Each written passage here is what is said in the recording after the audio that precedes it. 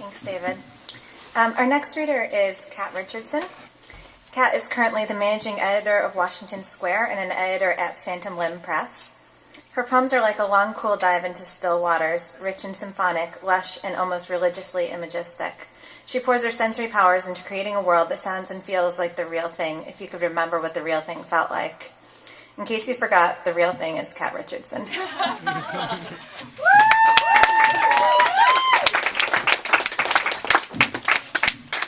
Thank you, that was so nice.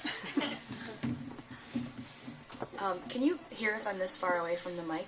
Yes. Yep. Okay, good. Well, yeah, I was going to thank everyone, too, but then Matt and David already did it. But I'll just say it again. Thank you, everyone, and so happy to be reading here with all of these wonderful poets. So I'm going to read 6 poems. Wait, yes, short ones. This is called Insomnambulance.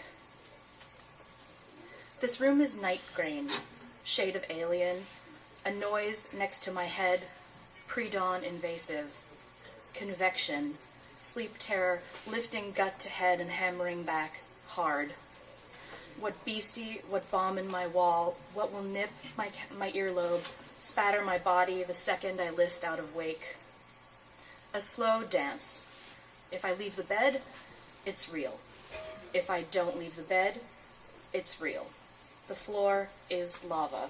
The floor is the sky, is cold on my feet. I have things to do that aren't for now. The noise again, mirror tap in a loose frame, fingernail of someone plastered into the wall. Are my retinas detaching? Is an aneurysm about to burp its way through the barrier? Dear, oh dear, this bed is too big. It's an island off which my limbs mustn't. Claws waiting under the bed. Am I 25 or is light beginning to rim the opaque blinds? Buses are whales. Don't let anybody tell you different. Sometimes the night sky is the last thing on my mind. When it isn't, I shut the blinds and feel like a fist is opening from around my insides. But it doesn't go away.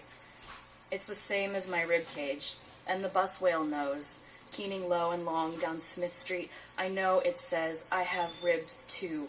I have people listening to music and thinking about eggs, and don't worry, it says, it's just a thing to swim through.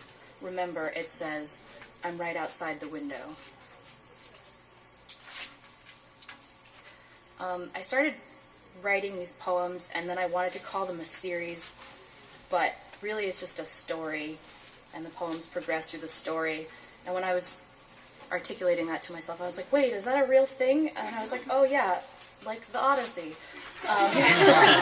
But then I got even more scared because I can't write the Odyssey because someone already did it, but I wish I could. So I wrote this thing instead.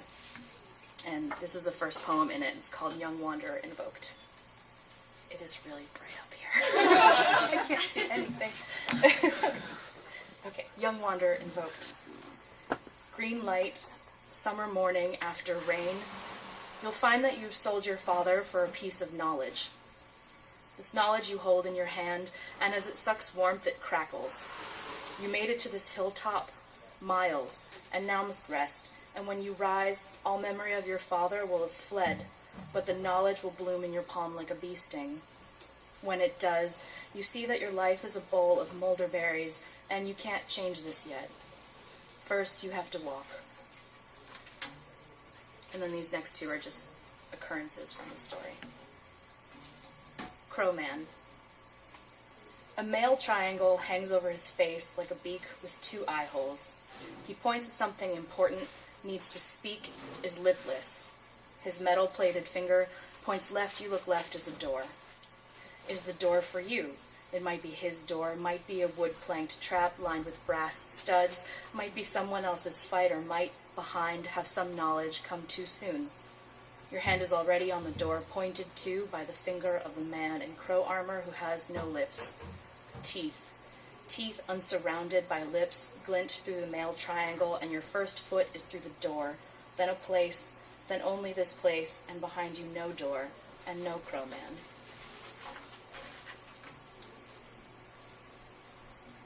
The beast requires a gilded cage. This it deserves. Rot bars for its rot disasters, and gold because it's magnificent despite your best efforts to believe it foul. A wood chest inside its cage, dark and ornately carved, large enough to stack 3 bodies. The beast deserves its secrets, deserves a censer filled with smoky spices and monks shuffling quietly around it, chanting on bare feet. All of this and more. Once the beast took a wife, 13-year-old girl with high, small breasts.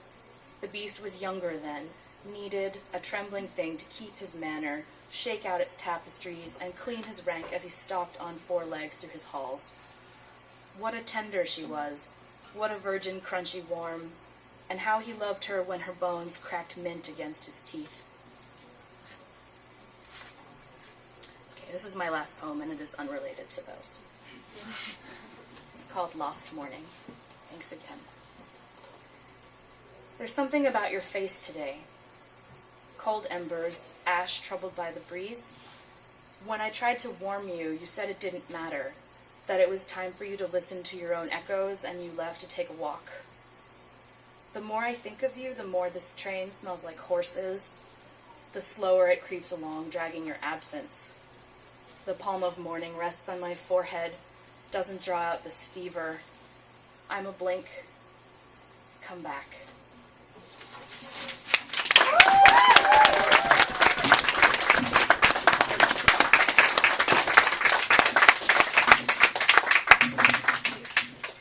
Thank you so much, Kat.